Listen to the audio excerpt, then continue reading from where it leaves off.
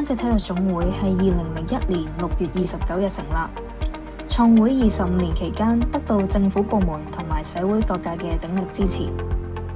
喺本會主席林貝月嘉博士嘅帶領之下，我哋已經成為灣仔區內規模最大，亦都得到政府正式認可嘅體育總會。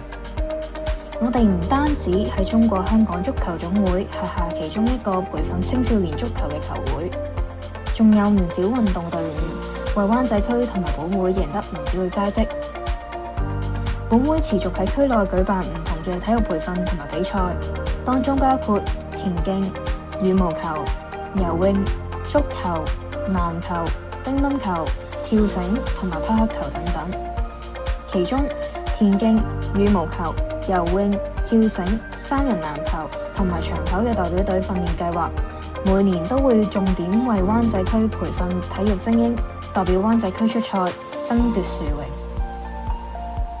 今年我哋踏入創會25週年，正正係銀禧大日子。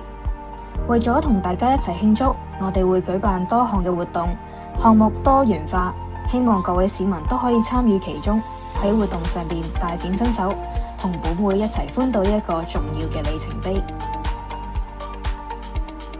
約定你，比賽場上見。